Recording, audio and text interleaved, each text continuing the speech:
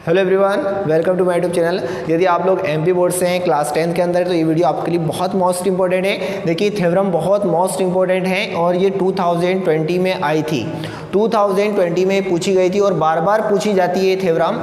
ये है क्या, the length of two tangents drawn from external point to a circle.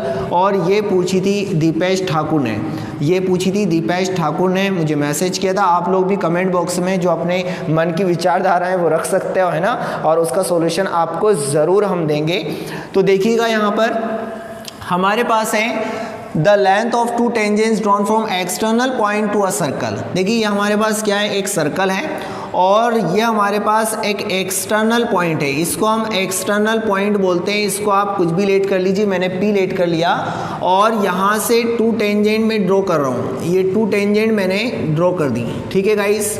अब टू टेंजेंट मैंने ड्रॉ कर दी तो यहाँ पर आपके पास देखिए दो ट्राइंगल बनेंगे। बस यहीं पर यही इंपॉर्टेंट बात है, ये हमारे पास क्या है, सेंटर है और यहाँ पर हमारे पास क्या है, एक ट्राइंगल ये बनेगा और दूसरा हमारे पास, ये आपको मैं इस पेन से बनाकर बता रहा हूँ, ये हमारे पास हमेशा परपेंडिकुलर होती है। जो रेडियस होती है वो टेंजेंट पर हमेशा परपेंडिकुलर होती है।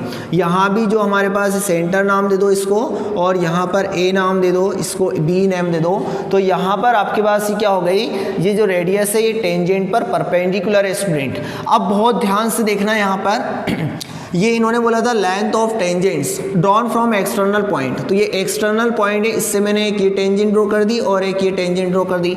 अब दोनों की लेंथ मुझे इक्वल बताना है कि इसकी और इसकी लेंथ कैसी है, इक्वल है। तो गाइस सबसे पहले आप यहाँ पर लिख दीजिए बहुत ध्यान से, गिवन पॉइंट टू पॉइंट आपको बिल्कुल नंबर मिलेंगे। टू टेंजेंट्स, यहाँ पर आपको नेम बताना है, हमने दो टेंजेंट ड्रॉ किए हैं तो टू टेंजेंट्स पी ए, एक का नाम पी ए है तो P A and P be drawn from external point, drawn from external point. जो हमारे पास एक्सटर्नल पॉइंट है स्टूडेंट, एक्सटर्नल पॉइंट पी, तो ये ड्रॉ की गई है। उसके बाद हमें यहाँ पर जो प्रूव करना है सिंपल शब्दों में, तो देखिए यहाँ पर आपसे बोला है कि the length of two tangent drawn from external point to a circle. एक सर्कल पर टू टेंजेंट ड्रॉ की गई हैं तो आर इक्वल, उनकी जो लेंथ है वो इक्वल है। यानी कि आपके पास पी से लेकर ए तक की डिस्टेंस और साथ में पी से लेकर बी तक की डिस्टेंस आपके पास क्या है, इक्वल है। तो इसके लिए हमें अदालत में जब हम देते हैं तो वहां पर हम देते हैं क्या, प्रूफ देते हैं। तो हमें प्रूफ देना है आखिर ये कैसे इक्वल है गाइस, है ना, इक्वल कैसे, तो हमें इक्वल बताना है। तो चलिए अपन यहाँ पर इसको सॉल्व करते हैं। सबसे पहले देखो मैं यहाँ पर आपको बताना चाहूंगा, दो ट्राइंगल्स है हमारे पास। देखिए एक है ओ, यहाँ पर देखिए पी ओ ए या पी ए ओ, तो दो हमारे पास ट्राइंगल है, एक पी ए ओ और दूसरा है पी बी ओ।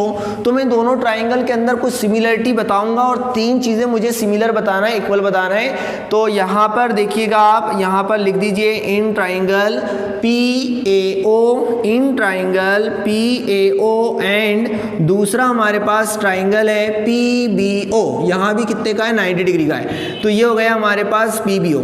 अब देखिएगा यहाँ पर तीन चीज़ें, सबसे खास बात देखो बेटा, यहाँ से लेकर यहाँ पर जो हमारे पास OP है ना, OP ये इसकी कॉमन साइड है। यहाँ पर ये जो है ना बीच वाली दीवार है, जो ये वाले पड़ोसी की भी है और ये वाले पड़ोसी की भी है। तो ये वाला ट्राइंगल इसके बिना नहीं रह सकता और ये वाला ट्राइंगल इसके बिना नहीं रह सकता।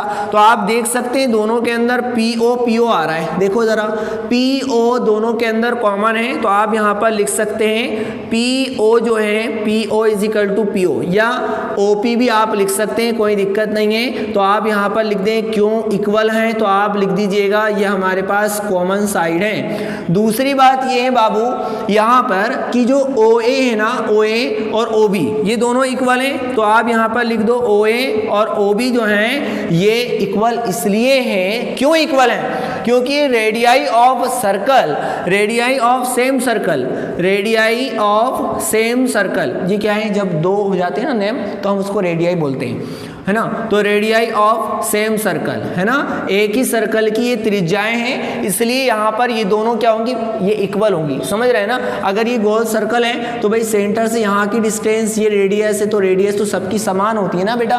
तो यहाँ पर ये दोनों इक्वल हो गई। अब मेरे पास ट्राइंगल की एक तो मैंने ये साइड इसके इक्वल बता दी और ये कॉमन साइड है। अब बेटा आपको पता है ये हमेशा कितना होता है, 90 डिग्री का होता है, यानी कि एंगल PAO आप यहाँ पर लिख दीजिए PAO एंगल और साथ में PBO एंगल, PBO एंगल, जिस एंगल को प्रदर्शित करना होता है ये 90 डिग्री का है और ये भी 90 डिग्री का है, तो उसको हम बीच में रखते हैं, जैसे कि मैंने यहाँ पर A को रखा है और हम यहाँ पर बोल देंगे PBO। दोनों एंगल जो हैं ये हमारे पास कितने के हैं, ईच 90 डिग्री का है, तो इसलिए हम यहाँ पर लिख देंगे हैंस, आप यहाँ पर लिख दीजिए हैंस ट्राइंगल।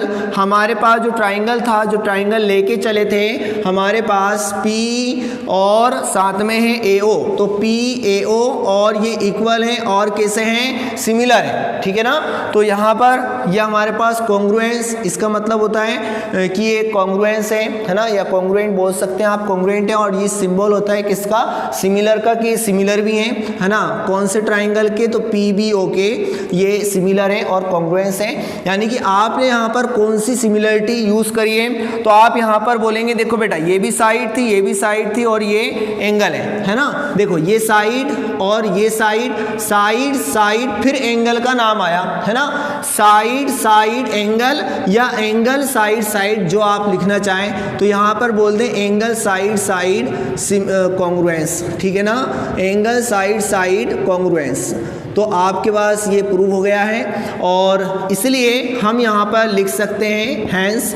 अब जब हमने दोनों ट्राइंगल को ये प्रूव कर दिया कि कॉन्ग्रुएंस है, तो बेटा कॉन्ग्रुएंस का मतलब ये होता है कि उनके जितने भी करस्पॉन्डिंग पार्ट हैं वो सब कैसे होंगे, इक्वल होंगे। यानी कि एक ये वाला ट्राइंगल के अंदर ये भी क्या होगा, इक्वल होगा। तो PA इज इक्वल टू हो जाएगा PB, और ये क्यों लिखा, तो आप लिख देना CPCT के माध्यम से corresponding part of congruent triangle are equal. अगर दो ट्राइंगल ये प्रूव हो जाता है कि ये कॉन्ग्रुएंस है, तो उसके आपका करस्पॉन्डिंग पार्ट भी इक्वल होंगे, जितने भी करस्पॉन्डिंग पार्ट है वो कैसे होंगे, इक्वल होंगे। चलिए ज़्यादा आप इसको शेयर करिएगा। Thank you so much.